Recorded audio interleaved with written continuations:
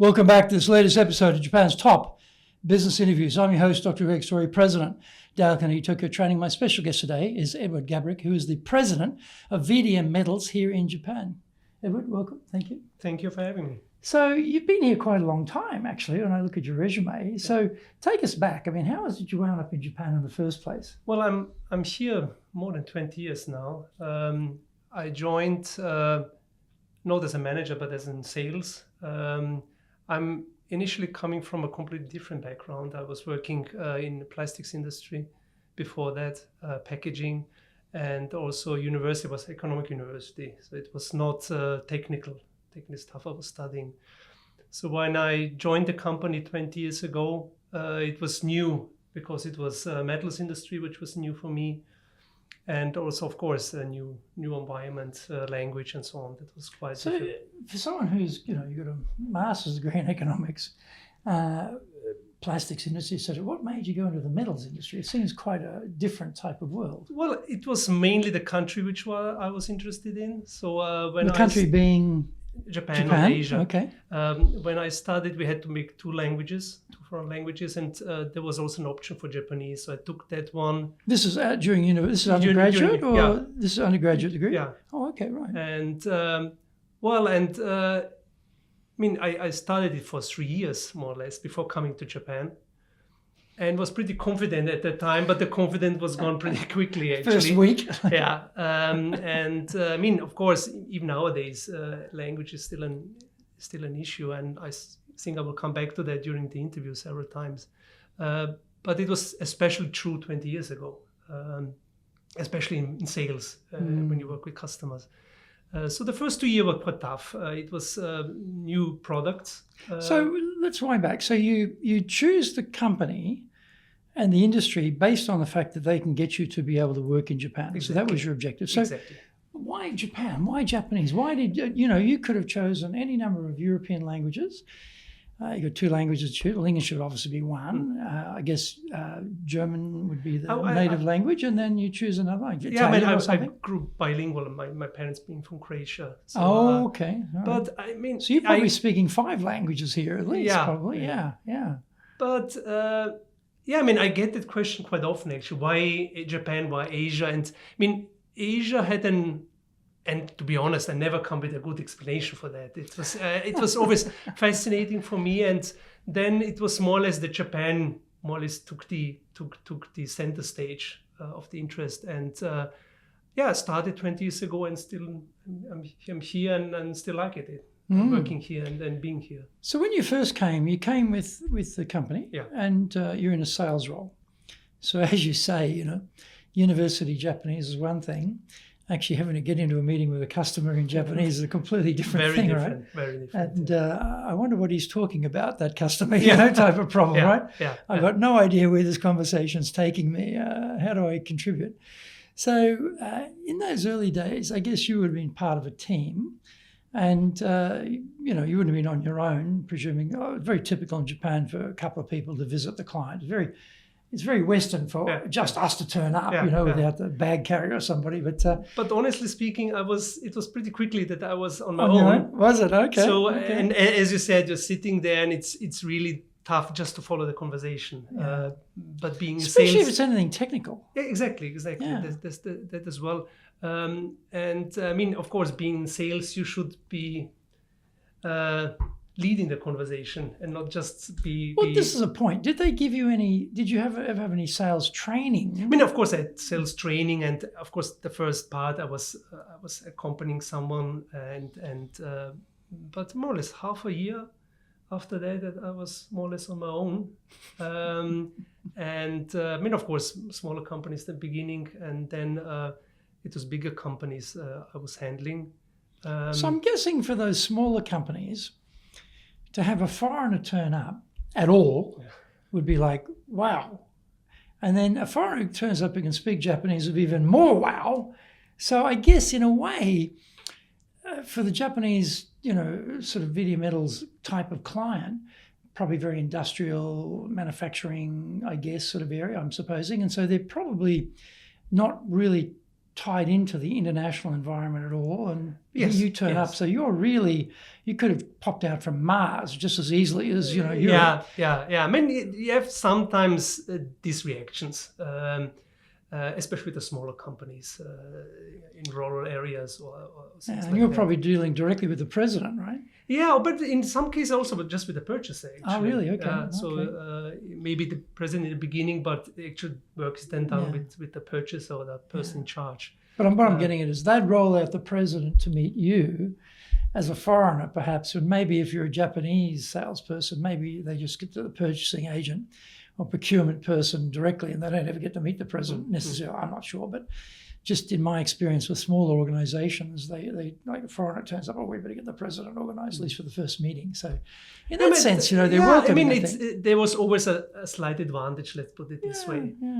You're not the typical sales guy showing up. That's right. Definitely. But I mean, after a while, and that was, I was always told that, I mean, if you don't speak the language well, they will flatter you and say your language is well.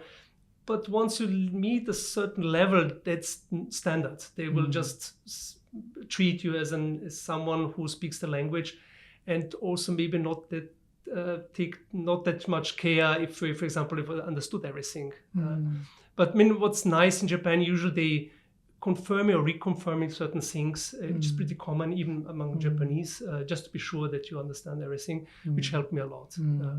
And doing that, and it was also, I mean, I was still rather young at that time. A lot of purchasers were very, very kind to me and understandable, and it helped very much, of course. But as you might also know, I mean, building up the trust in Japan is really important. I mean, it's important for every human interaction. As a young sales guy, dealing in what is objectively one of the most difficult foreign languages. I mean, you speak Croatian, German, English perfectly, and then you've got Japanese, which is just that degree of difficulty, especially reading Japanese, and higher degree of difficulty. And so how did you go about building the trust with the buyers? What worked well for you? I mean, it's show them that you're dedicated. I mean, of course, in a lot of things you are not able to convince them maybe as a native speaker at that time about your commitment, but they pretty much see it when troubles arise. Are you there? When visiting customers is really important, much more important, for example, in overseas market. And being there, and if there's a problem, that you show up, not just make a phone call and that's it. And building up the trust is what make the difference. And the language is, of course, makes it more difficult in a foreign language, but I think they can really see if they can trust someone or not, and that is really important. So are you communicating across email in Japanese with them? Yes. Wow, that's impressive, because that's not easy to be able to write. No, and to write properly. No, definitely. But I mean, now it's 20 years. But as you said, it is in the beginning. It was really tough. And at that time we also got faxes, so it's not just an email. You Faxes. get a fax, handwritten faxes. Handwritten fax. I love that handwritten fax. That's really challenging sometimes. Yeah. What's this kanji over here? I mean, I had my colleagues, which I could ask. By the way, do you know what that means? Well, I mean, the beauty today with AI, etc., is you can run this thing through the AI and it'll translate it very nicely for you, incredibly well. I was shocked how good it is, Definitely. Amazing. Where was that when we needed it? Yeah, exactly. I would have needed 20 years ago. We needed that a long time ago. And so what other things came up with you as a sales guy? We'll get to the leadership part in a moment, but it's sort of interesting as a young salesperson, foreign country, foreign language, technical industry, dealing with all sorts of scale of companies. Did you find there was a big difference between, say, if you're a small company dealing with a big European company, that's one level of hierarchy. But when you start to get to the big Japanese companies, and did you find that the hierarchy sort of changed, that it wasn't so equal? We're up here, you're down there, type of thing. Well, I mean that the problem maybe with the bigger companies, the decision process is long. It takes quite a long time to get a decision, whereas sometimes you need a fast decision, especially if the markets and the prices keep changing. So that was and I'm sure they were very concerned about your market price changes requirement, and they're going to do it at their own pace anyway, right? Exactly. So you can't influence that. Yeah. That was really difficult. But again, I mean, what you have in Japan is this informal way of doing things, an IG. For example, I mean, you get the purchasing order later on, but you will get an information beforehand. And then comes back to the trust issue. I mean, you can trust that, even though this is no legal contract, of course. But also in the same vein, even if it's a legal contract, in Japan, in my experience, unless you're talking about seriously large amounts of money and really big companies, for the most part, if the buyer's side situation changes, well, they expect you to change the contract to suit their new circumstance, because you made an agreement at a certain point in time in a certain situation, and that was fine. But then their situation changes. They want flexibility from you. I don't know they necessarily want to be flexible. They want flexibility from you to, well, I know we contracted that. It's on paper, but we want this now. And that's a difference, I think, of the Western contractual. Hey, no, it's in the contract. It's written down. Particularly, I'm going to say American way is very, litigious around that sort of stuff. But in Japan, you've got to be a bit more flexible. I mean, they keep the flexibility, and therefore you don't have that contract much, at least in our industry. It's a purchasing order. But I mean, of course, what you have sometimes for a bigger project, which where a huge money is involved, or bigger project, simply the scale of the project, you will have certain contract, and it is always difficult to negotiate that, because they don't like to negotiate or fix themselves on contracts. So because they know they want the flexibility to and change it, right? So in a lot of things is done without a contract. So it's more sometimes the German side being on the legal side and legal department, exactly, and they want to, exactly, and the Japanese well just keep it open or keep it vague deliberately. So it comes back to the trust, doesn't it? Yeah, exactly. If the trust is there, they expect that, okay, we trust each other. Exactly. It's almost like gentleman's handshake, isn't it? Like we trust each other. You be flexible, we'll be flexible, and we'll all be happy. Yeah. As opposed to it's written down, paragraph 4A says this. Yeah, that's a new thing too, isn't it? When you get here, you realize, and okay, that's different. Also speaking with other colleagues from other countries. Yeah, I mean, and this gentleman's handshake or the trust, that's especially for Japan. I don't think you can expect that in other countries in Asia. No. So, and that's also part I like to work here. You can trust. It's not that you need the trust to establish the trust with the other party, but you can expect it also from the other side. And as you say, when you turn up when there's a problem, when you're flexible, if there's a problem, they note that. They take note of that. Oh, okay, yeah, this is a partnership here. It's not, he's a sales guy, I'm the buyer. This is a partnership. He is working with us to help us do better, and he's as far as he can. I mean, it's not always possible to be 100% flexible, but we can see the intent. The intent. I think that's very critical in Japan, isn't it? That's super important. That's really important. So in that regard, you have this a crisis is also a chance. There are these proverbs and so on, and that's especially true in Japan. I mean, if you show up, and there will be troubles. I mean, production or manufacturing side, you always have some troubles and issues, but that they can trust that you to work the best possible solution out for them. That's really important. And it also becomes important for the people you're working with, like your immediate counterpart, because they lose face internally if you're not flexible. And so I know we had a case where it was a big company, and they cancelled the training on the day of the training. So in our system, well, you got to pay. We're contracted with trainers arranged, we're ready to go, and you cancel on the day. I mean, that's unthinkable. But we didn't ask them for money. We could have, because it was in the agreement. But I knew, if I do that, then these HR people are going to lose face internally. And yes, I get the money today, but I'm looking for a relationship here over the long term. So we'll just reschedule and not send you an invoice for that. Again, trust, you know. And when it comes down to money, that's when you know whether the trust is really there or not, when the dough is not being asked for. But the point you just said is, in Japan, you're in for the long haul. Yes. If you want to have a fast decision in Japan, you'll have a problem. Good luck. But once you're in there and you have established trust and relationship, it's not just the price is a little bit cheaper or higher, then you're out. You have a connection on the other side. That's why breaking in is so difficult, isn't it? Exactly. You know, exactly. you've got you talk in any client group, existing suppliers, build a trust, establish the relationship, and you turn up with your sparkly new thing or cheaper thing, and in Japan they're like, no, not interested, you know. But this is so much cheaper, no.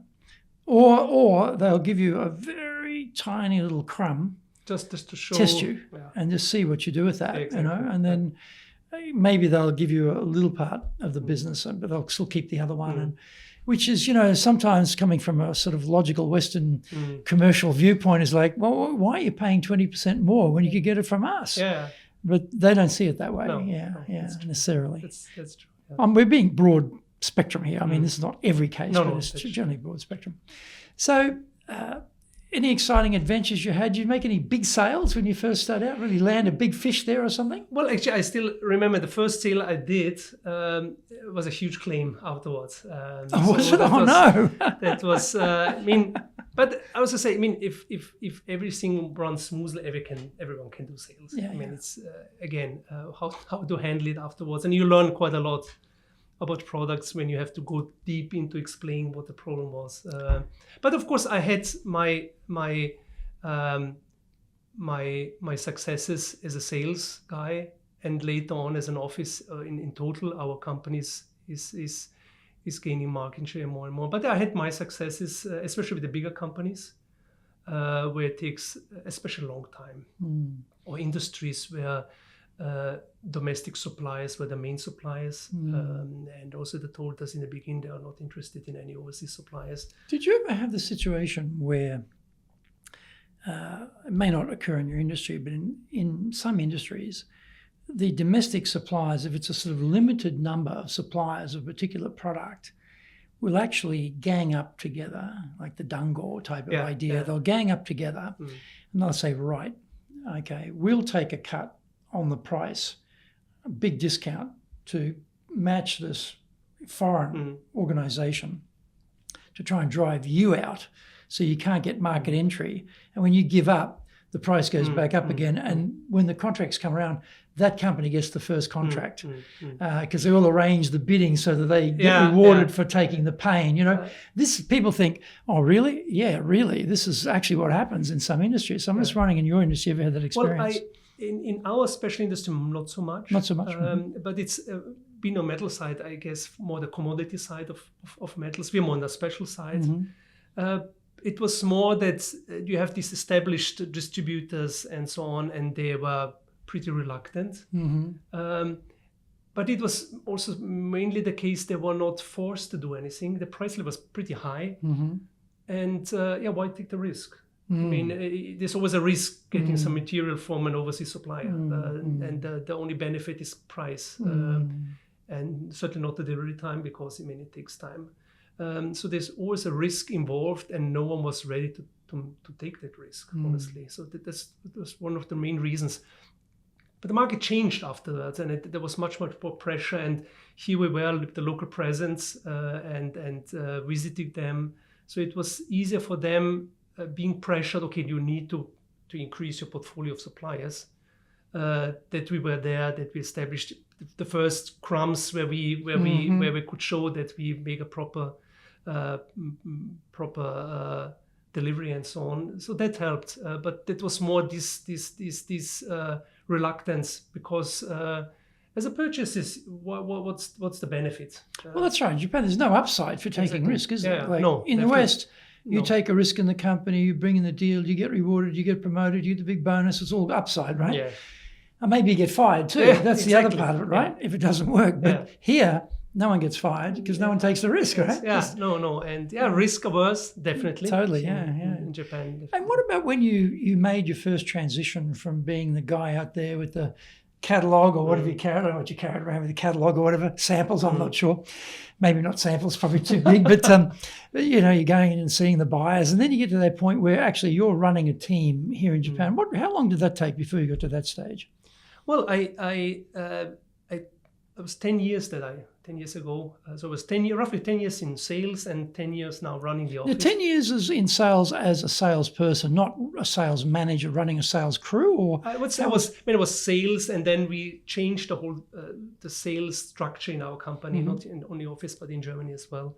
And I was then responsible for certain areas.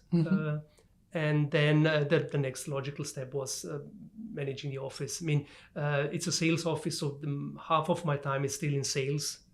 I support today still, right? Still today. So you're a player manager, in other words. Exactly. And I like doing sales. Like me. Yeah, and I like doing sales too. Yeah. And I'm still. I mean, of course, there are certain issues coming up, legal issues, HR issues, and so on, and making decisions which I didn't think about before. Also hiring people. Things like that, they changed, but it was not a change from one day to the other. It was a gradual change, yeah. And also, I guess, if you're in the trenches with the troops, and then you're one of them, and then one day gradually you're now in charge. For them, they know you. They trust you, they know you, they know all about you, they've been with you, they've seen it all, and that's a natural, logical extension because you're an international company. You need someone here who can deal with headquarters, which is one of the most critical and most difficult relationships for Japanese to deal with, actually. Exactly. Yeah, especially when you want something out of headquarters, right? Yeah. That's also my experience. So this, and I did that before in sales. So if some colleague had problems, just can you phone up? You jump in and talk to headquarters. Exactly. And it's one of the key issues or problems maybe overseas companies or Japanese employees in overseas companies have. It's not so much internally in the office itself, but more the connection or the communication to headquarters. Well, in a way, the relationship with the client is fairly straightforward. It's not political. No. It's purely based on relationships, trust, reliability, consistency, predictability. Get all that stuff happening, and then you get the repeat orders, and then you're farming, you're not hunting, and then you go and hunt some more. So that, in a way, it's doable. But when you start dealing with supply chain, you start dealing with headquarters and politics and personalities, and it gets very, very murky very quickly. So I guess this is where someone like you can make the point. I remember a client telling me that they wanted some training for their Japanese team on how to write emails because they were not clear enough in the email about there's a burning platform here, we need help. Because it'd be like, hi Hans, how's your team going in the Bundesliga? And it's quite, getting quite warm now in Japan, and da-da-da-da-da. And, was not clear about what do they need and the fact they need it yesterday, And so to teach them to say, okay, here's the key point. We have this issue and this is the timing, and make it very, very, very clear, whereas bit vague in a lot of cases. So I guess this is where you play a role, right? You can come in and clean that up. Exactly my same experience and same problem on that part. Actually, it's I think that what they are struggling, or where you see when someone was overseas. And if someone was coming from another Japanese company, you would see it immediately, the way they communicate with headquarters or make a presentation, for example. I mean, if you look at typical Japanese presentation, you put too much on the slides. One slide with everything. Exactly. And they just can print it out and give it as read a report. It to you. Exactly. And then read you the presentation. Exactly, that's painful. Yeah, that's really painful. So you make that step up into leadership. So as you say, you know about sales because you've been doing that for 10 years. So that's all good. However, then you have to hire people, you have to train people, and maybe some people need to leave or whatever. I don't know what happens. These things happen in business. But in terms of finding people to join, because you're a relatively small company in Japan, how do you get people to take the risk? We talked about risk before of joining a small foreign enterprise, because every parent, every grandparent, every spouse, their grandparents and parents are all telling them, go for the big, safe Japanese company. Don't join these foreigners because they might just close up shop and leave in the middle of the night and you're left with nothing, you know. So there's a lot of bias against us as employers. How do you go about overcoming those sorts of issues with people? Well, I mean, first, our company was founded nearly 40 years ago. I mean, that's certainly one point, but people, they will just close shop, and then what will they do? But at least it shows that we are here for a longer term. But I mean, the first hurdle you have is the language issue. If you ask the headhunter, the language, English is to a certain extent a must.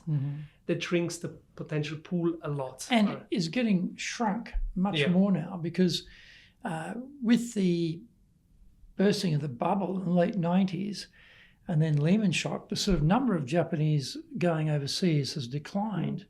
And it's coming back slightly, but it's not coming back anywhere it needs to be. It's about 60,000 a year going overseas to study for degrees and this type of thing. And the Japanese government has a program that I think it's 2033. They're hoping to have 150,000 Japanese overseas doing degrees, and then a lot more doing, not degrees, but studying overseas. Now, every program the Japanese government has run to do that has failed. Every single one. If you look at them, they've all failed. So what's my degree of confidence in this one? Not high. Here we are, 2024, this time. Maybe it'll work. But it is a shrinking pool. And that's not going away anytime fast, I don't think. That's true. And when I speak of people involved with these university exchange programs, I just spoke with someone last week coming from the same university I was. And he confirms the same thing. Usually on the European side, or Austria, Germany, Switzerland, so on, if they introduce a Japanese university, is there an interest? Usually hands go up immediately. If they make it on the other side, hardly anyone raises their hand. So that's definitely a problem, because it's not only language, just having experience being overseas. And basically, we hire only someone with a career, so someone mid-career. We are not hiring from university, which is one of the reasons. So I mean, of course, they will have some knowledge, but English is always an issue. And when I was searching for a sales manager, it took me nearly 1 year, and half of them I really didn't get any proposal, or some of the proposals you didn't have to. I was doing the same thing, and I gave up in the end and promoted one of my guys because the price point and the capability was outrageously out of sync. It was like, are you kidding me? You know, are you really getting paid that much money? But this is all you can do. Like, wow, you know. So it's hard to find people like that. So and the guy we found finally, it was pure luck, more or less. That he just wanted to leave his company, had some knowledge or experience in metals industry, could speak English, so perfect. But it was really it was really luck, more or less. I hope you're throwing rose petals in his path every morning when he turns up to work, and with a big frond there, keeping him cool, keeping him happy, because they're rare. They're rare gems, right? Rare gems. Yeah. But coming back to your question, it was I really tried to be open and try to explain how the situation is. That's the advantage working for our company. And the freedoms you will have. So we'll also need someone who has an own initiative on sales and so on. But of course, there are this. So we're looking for someone with initiative, exactly, who's Japanese, in English, who knows English and knows the industry. Right, that's an easy combo to find, right? Absolutely, yeah. So it was really luck, and and he's still with the company now for 2 years, and I'm happy with it. And I can say most of the guys, we don't have changed too much. So that's a good thing, isn't it? I mean, Japanese settle, they tend to stick with it. Exactly. They're not so mobile. Yeah. So in a way, you want them to be mobile because you need people, but you don't want to be mobile, you don't want to lose people, right? Exactly. So we've got these sort of contradictory aims in place here, right? It is. But coming back to your question regarding how to build up the trust with a new employee. It was I mean, for the other boss knowing me, of course, there was this trust relationship was there already. But with the new hires to build up the trust, that was of course very important. How did you go about doing that? I mean, it's as before. I mean, if there are troubles, there's someone they can come to. Communication, open communication. So they come to me with troubles, with ideas, and so on, and then they will find someone who is available to them. But also an important issue is the language issue. I mean, of course, English is a must for our internal, but honestly speaking, man, I speak in the office, or it's Japanese more or less all the time. Which is a question, because in my previous companies, we used to do 2 days a week English, 2 days a week Japanese, and the other day was free choice. Simply because need them to speak in English. Need to practice. And we tried that here as well. Did it work? I mean, we had, for example, we have once a month a meeting, the monthly meeting, and we tried, okay, we will it in English. And it was not running well. I mean, once a month is yeah, but even there, I mean, it's an important meeting for us, so everyone can share their thoughts and so on. Especially nowadays with home office and teleworking and so on. So it's once a month, everyone is there. We should share our information, and if we do it in English, it was not running too well, honestly speaking. I mean, maybe we should have tried it longer and more persistently. Well, Monday English, Tuesday Japanese, like that. Yeah.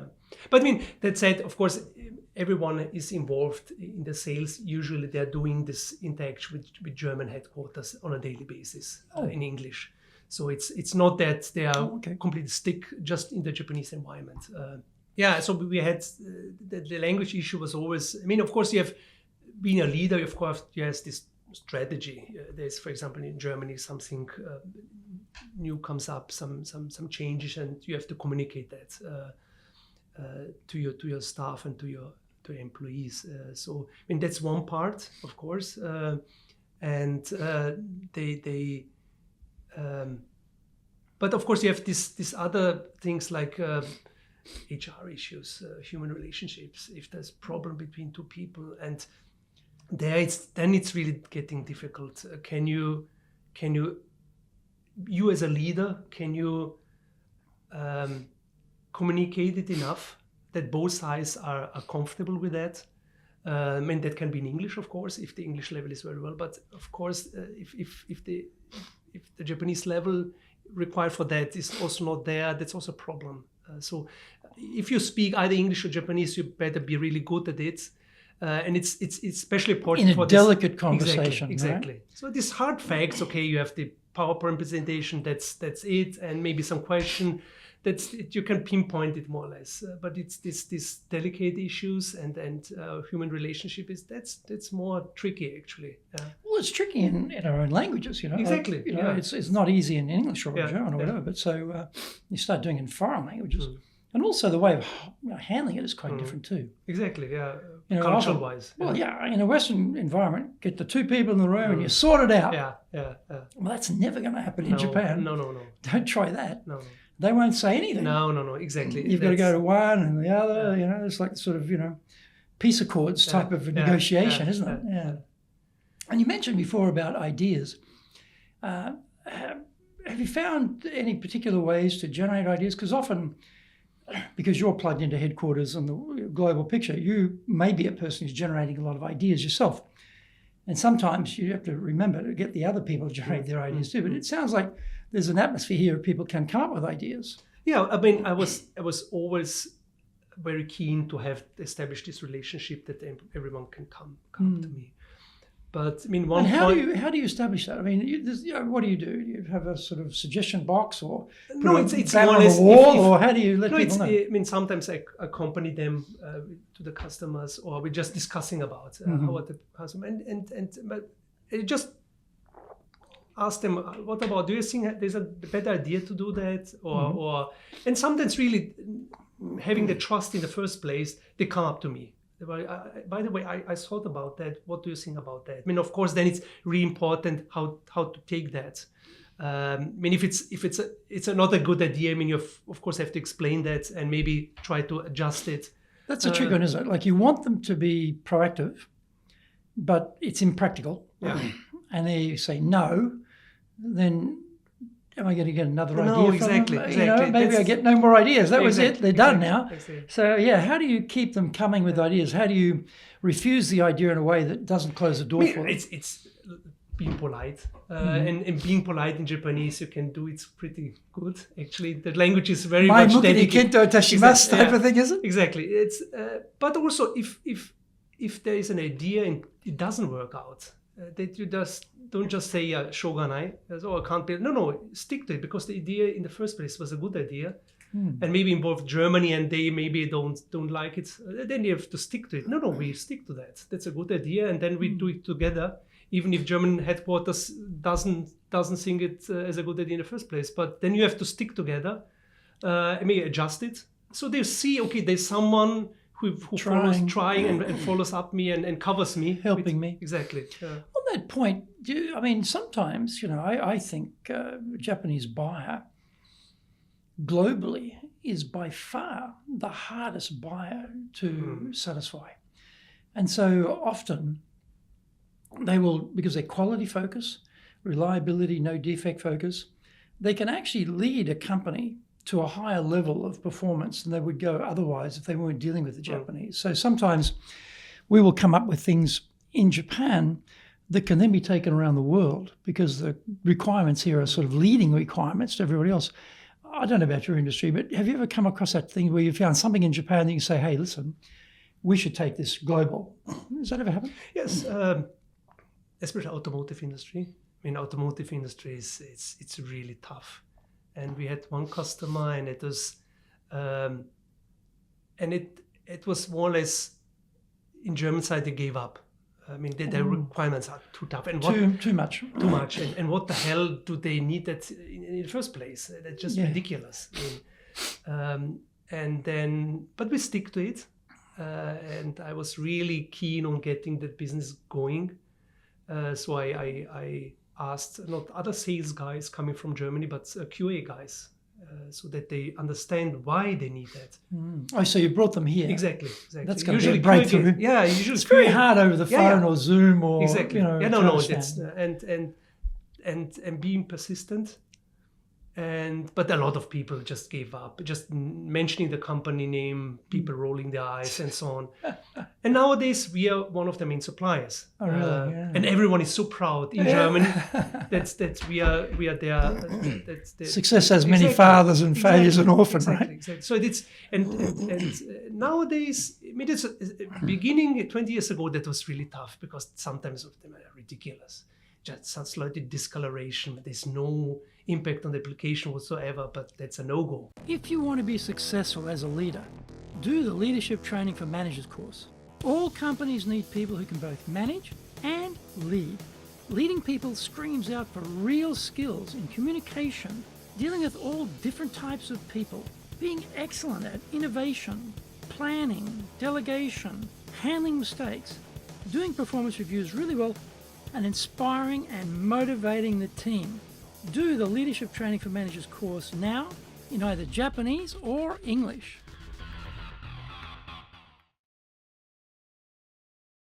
Are you doing business with Japan?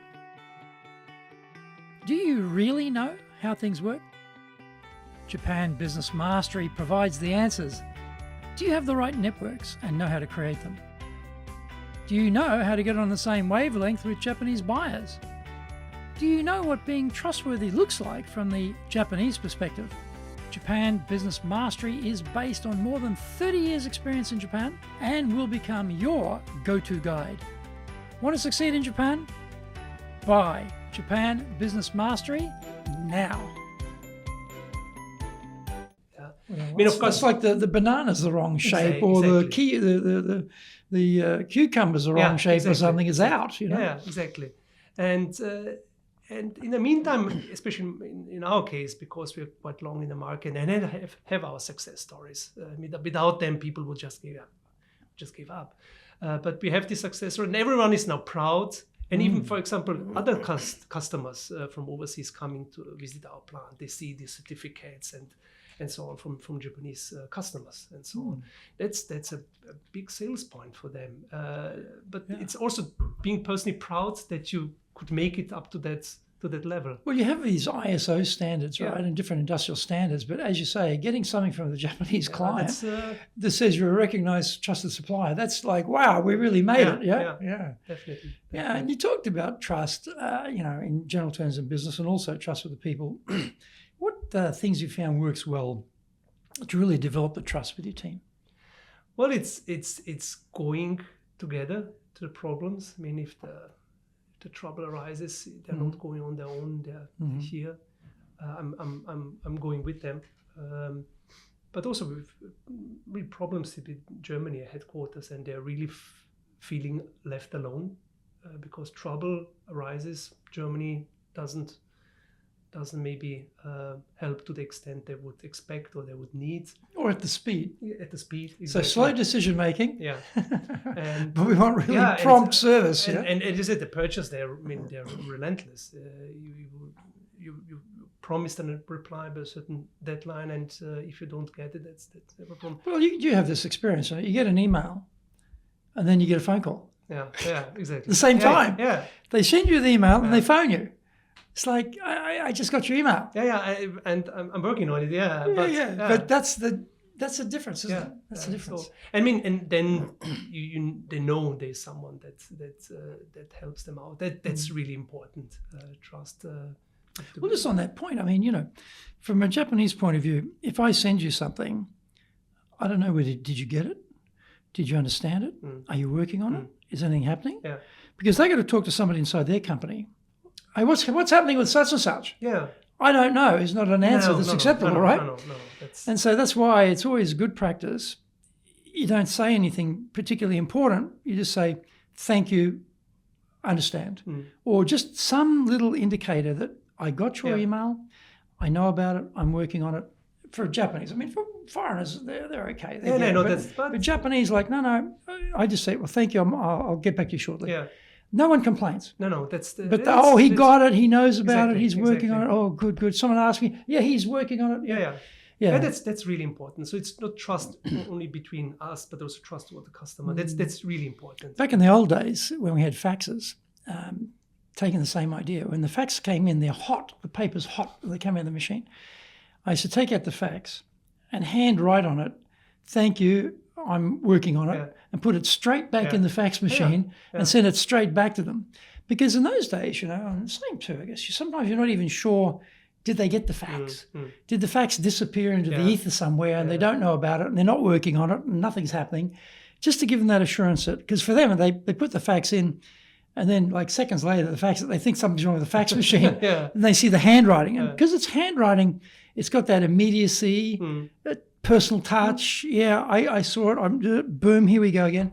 They work pretty well on the fax era. So I do the same thing with email. Yeah, in Japan, definitely. That's something which is really appreciated, I guess, from the other party. But I mean, trust is also important just for these meetings, for example.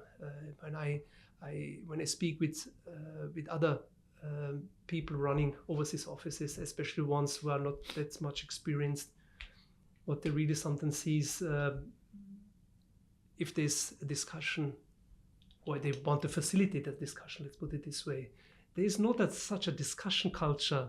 To facilitate a discussion in the meeting? So, and I mean, overall, for example, even if they have to send them a message or tell them something, some new changes and so on, maybe they are not very keen on that. Usually don't get any feedback. No. It's just silence. I mean, of course, I know my people, and I know that then afterwards they will come to me and by the way, what does that mean for me and so on.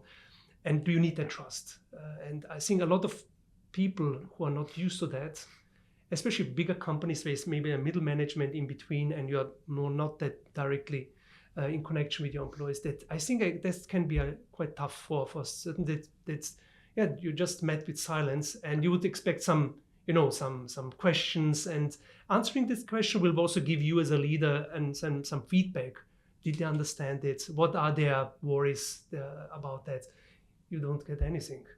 Meeting is over, then maybe you see them. So why is that? Why wouldn't someone speak up in the meeting if they had an issue with it? Why are they silent? I think maybe a cultural issue if it's a bigger and others is trust. I mean, if they know that asking such a question, such an round, it would be a problem, but later on they want to make it once, twice, and then no one is saying anything.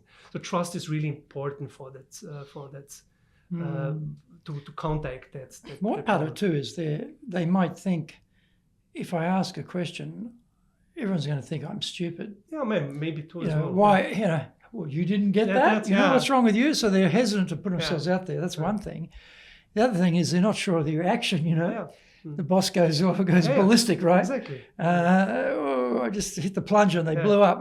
Maybe not touch the plunger. Those sorts of things. Also, I guess sometimes in meetings they're looking around the room to think who should be the one to bring that up. They're too junior, or female, too female, or too junior, or there's a lot of calculation going on in that room, isn't there? Yeah, definitely. We're in a Western context. We get in the room, we debate it, we talk, we decide, we move on. Exactly. Yeah. But they're thinking many things, and so I'm like you. I know that's going to be coming. So I try not to have those sorts of meetings where we decide something. I try to have those individual conversations first before the meeting, sort of sort out any issues beforehand. So then it becomes a bit of a rubber stamp of the meeting itself, and everyone's happy. They all move on.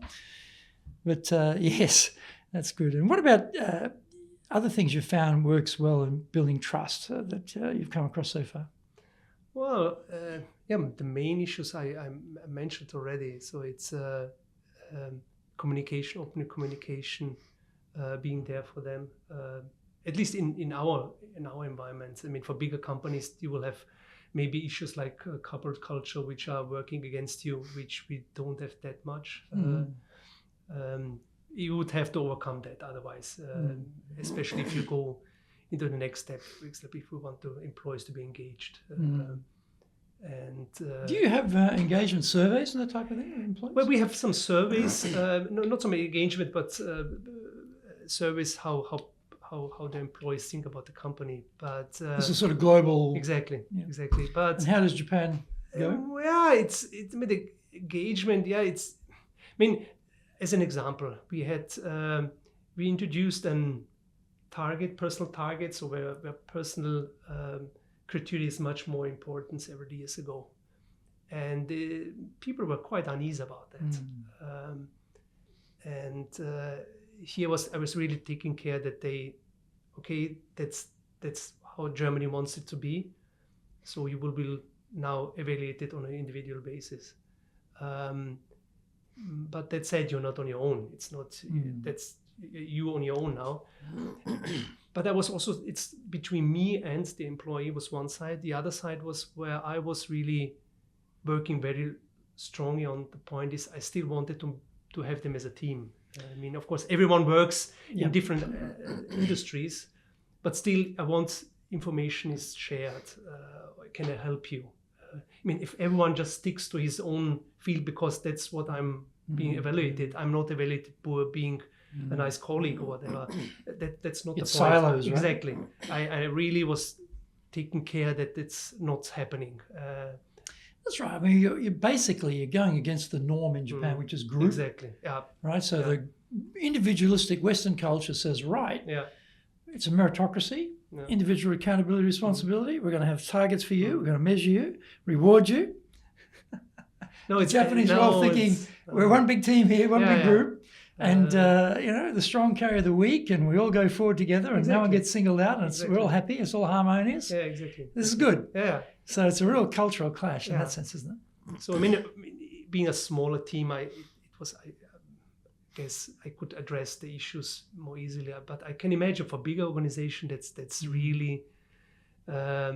because you as a leader maybe of the office and you would have some middle management in between, so we have to trust them that they work that out. So that's I guess that would be much more difficult. Maybe, but it wasn't easy for me as well. But I had the connection. I could speak with them and let them know and make to ease some of the unease. Sometimes too, when you do these surveys, you have a global survey, and then you get as a leader, you're in a room somewhere with everybody else who's a leader, and then the slides go up, and there's APAC down the bottom on the engagement scores. The very bottom of APAC is Japan, and Edward, what are you doing over there? You're obviously a hopeless leader. Look, no one likes the company. No one's passionate. No one's involved. No one's committed. They're not engaged. What are you doing? And it's very hard when you get that sort of feedback, isn't it? Yeah, and that's something I got also in that regard. I've got it too. Don't worry. I think if you're here, you've all gotten it, right? And so something is also difficult to explain it to Germany, but just to let you know, that's how the things are done. I say, okay. It depends how much they trust in you. Do you ever tell them about the luxury retail business, the 30% factor? No. This is a good one for next time. Apparently, in the luxury goods business, they do customer surveys. But over time, they've found that the customer service surveys are about 30% lower on the scores than foreign surveys of those customers.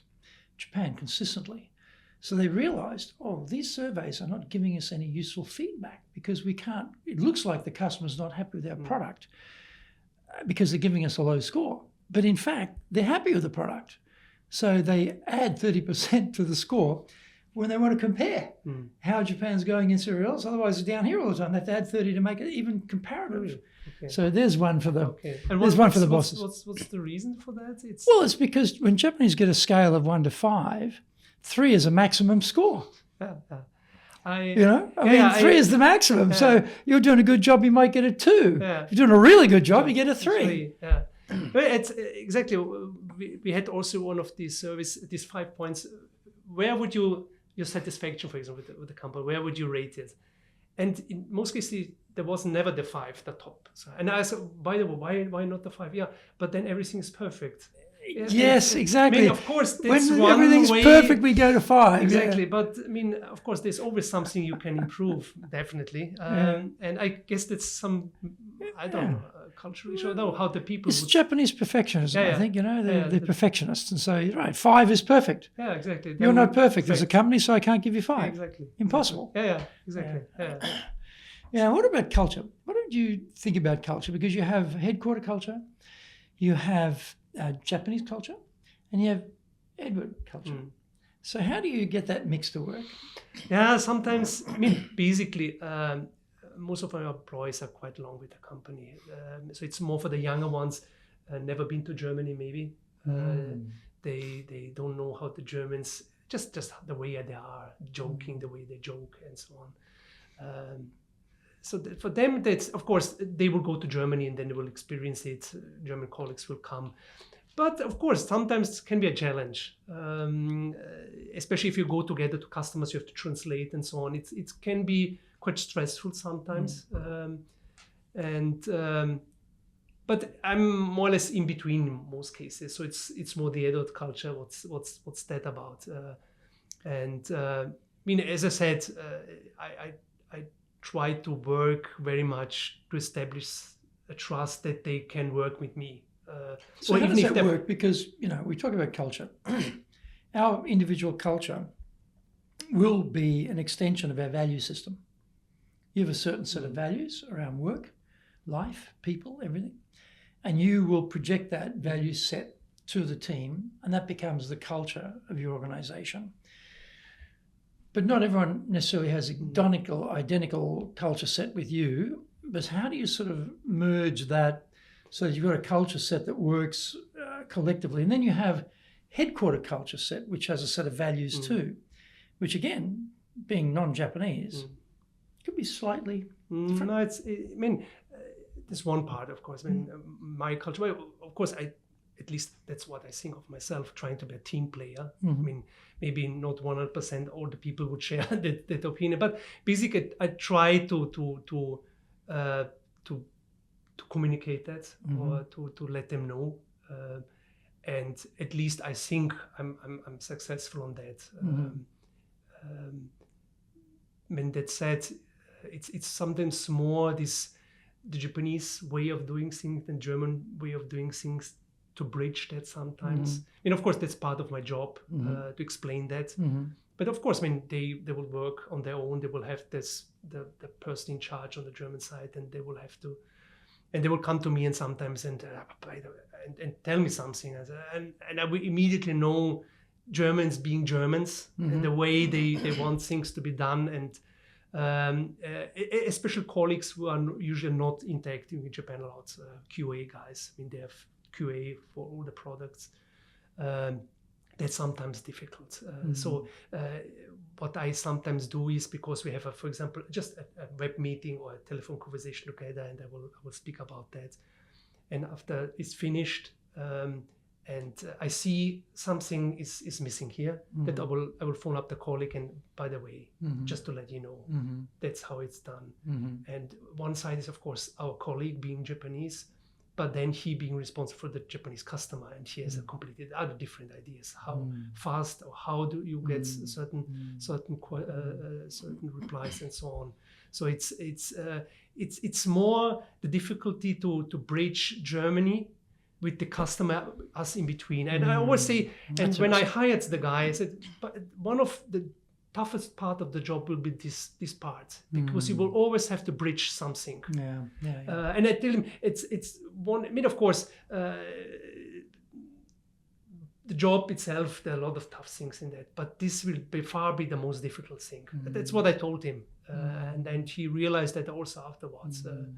But also knowing that, I really take care that, I mean, if I see, okay, something is not running well, or I see mails being copied, I know that's go. We'll phone together. We will phone him up together. That's really important. And I see that problem also with other overseas offices in Asia, Korea, and China. That's really a problem to bridge what not only the employee who is Korean or Chinese, but there's the customer in the back of him. And sometimes also speak with German colleagues. Be careful. It's sometimes you are a little bit.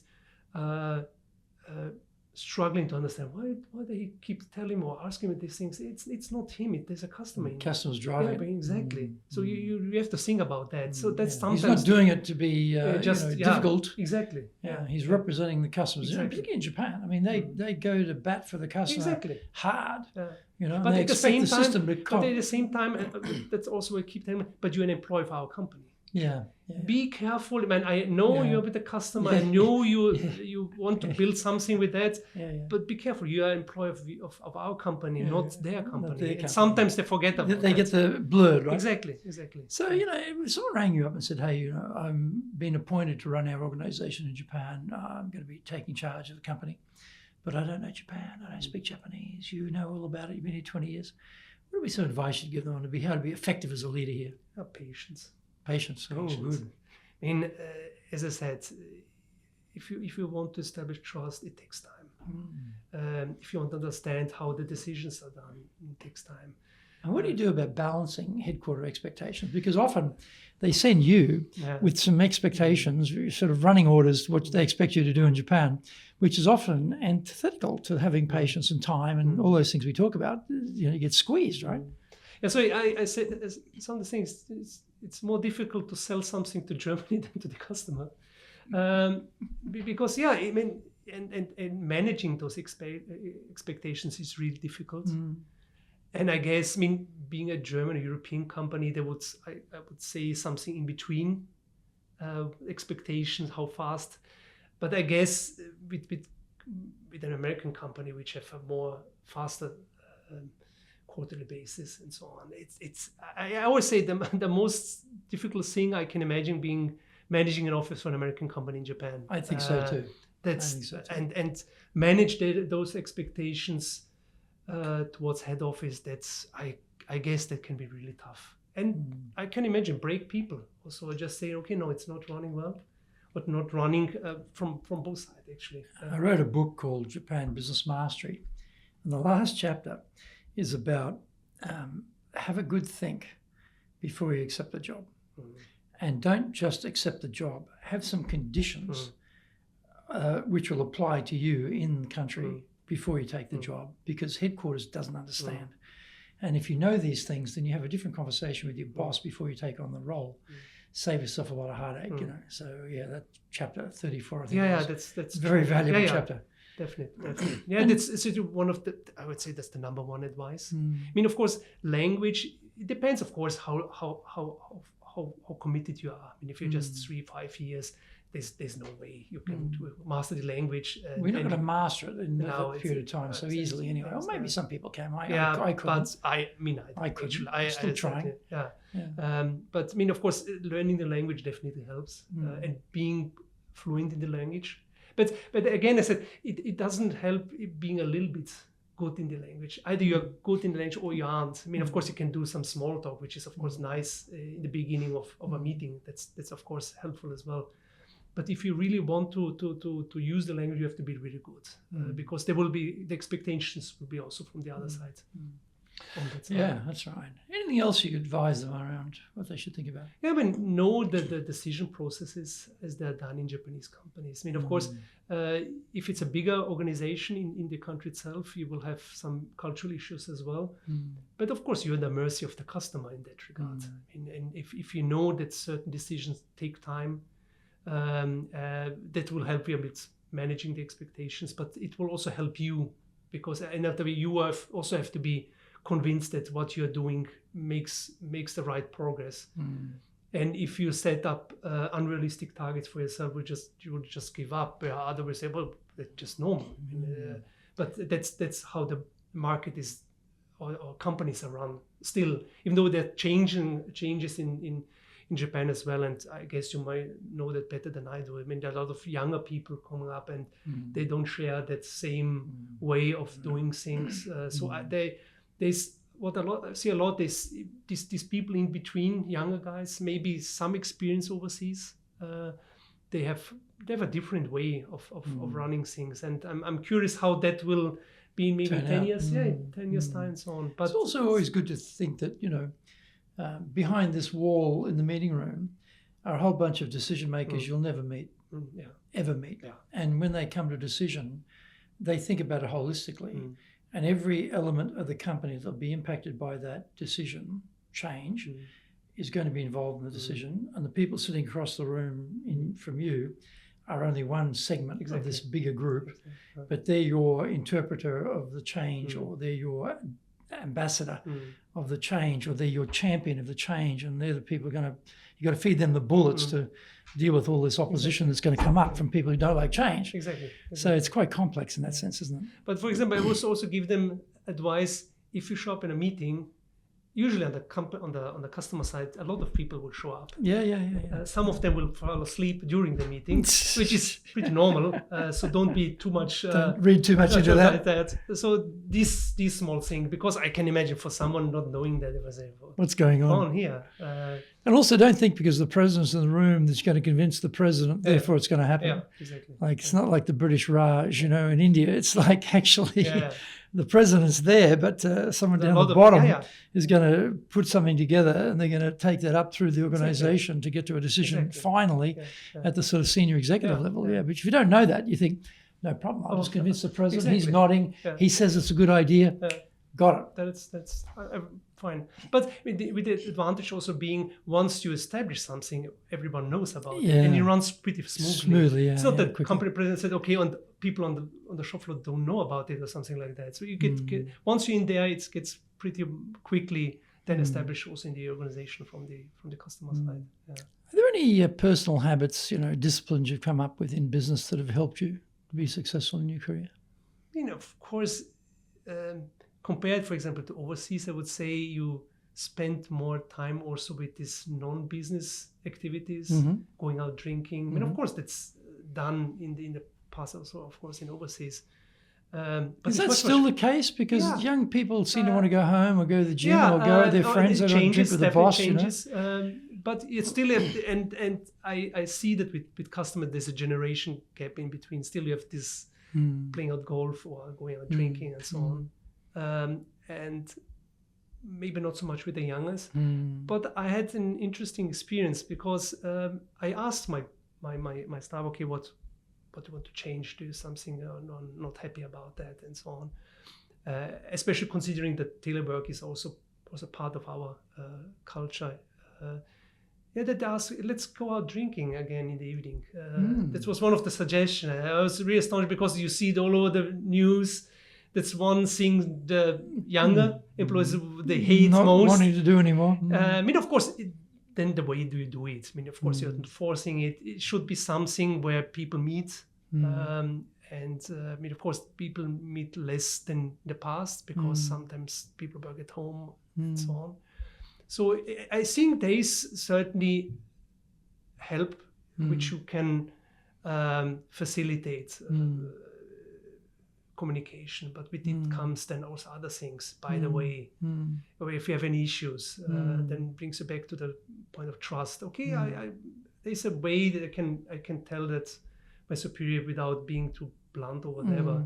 That helps. I guess that's the perfect part in between. Not make it too much on a first basis and so on. That's might be helpful. Even some old habits. Which don't die.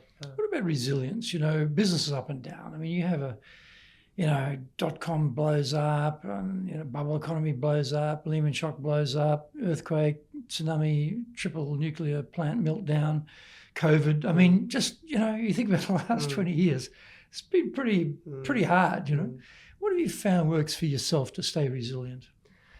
Well, honestly speaking, we were hardly affected at all. For example, Any of COVID. those? No, you're a lucky man. Many others, of course, Lehman shock, because, of course, that's the whole global economic system is affected by that. But then, of course, affects projects and so on. But fortunately, in Japan, we can say we have the last years were the best of our history. Wow, fantastic. Of course, that's not gonna continue. So. In that regard, our company were part of the positive aspects of our company. Or I'm talking about you personally for resilience. When it gets tough, and in different times of business it gets tough, how do you keep it going? Yeah, you stick. We keep with the team, and really, it's not that forcing them. That would be the wrong expression. Just being there. Of course, there are market segments, and what we now have is a certain sales manager being responsible for market segment, and you always have the situation that one market segment is not running well, whereas the other one is booming, and you see the other one, and just me.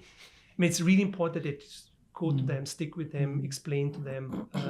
It'll be okay. Hang in there. It'll be okay. Hanging okay. And it's what I felt or I experienced in the past. It was we used to belong to a German steelmaker group, ThyssenKrupp, a big group. We were bought by which is a huge group. ThyssenKrupp is monstrous. It's really huge. And our company, our company total has 2,000 people, and at that time that's 20,000 people. Yeah. 200,000 people. Sorry, 200,000, right? So It's just huge. a small boat. Huge.